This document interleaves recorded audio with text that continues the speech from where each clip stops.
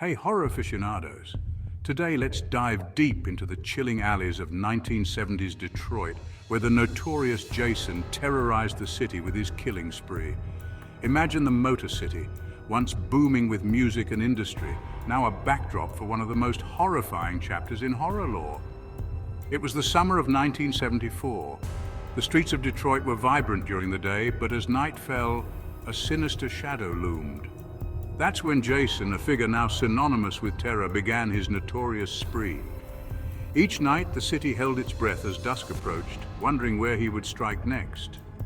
Jason, with his imposing presence and masked visage, wasn't just a killer. He was a specter haunting the darkest fears of Detroit's residents. His methods were brutal and his footsteps silent. The only traces he left?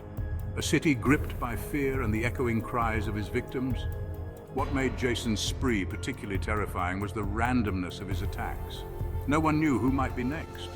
The police were baffled, the city was on edge, and the national media began to take notice, casting a grim spotlight on Detroit. Rumors swirled about Jason's origins. Some said he was a disgruntled factory worker twisted by the city's decline. Others whispered of a more supernatural explanation, a specter risen from the ashes of industrial decay, a manifestation of the city's darkest fears. As we dissect these bone-chilling events, we also delve into the societal impact. Detroit, grappling with economic downturns, found itself in a real horror story, where the terror wasn't just in the headlines, but palpable on the streets. This spree wasn't just a series of crimes. It was a mirror reflecting the city's struggles, fears, and the fight for its soul. As Halloween approaches, tales like Jason's remind us why we're fascinated by horror. It's not just the thrill of the scare, but the stories that make us reflect on our own realities.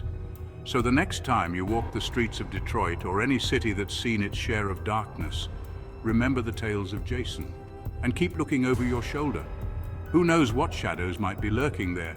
Remember, horror isn't just about the monsters we see, but also about the ones we feel, deep in the fabric of our cities and in the pulse of our collective fears. Stay spooky, my friends, and keep the lights on tonight.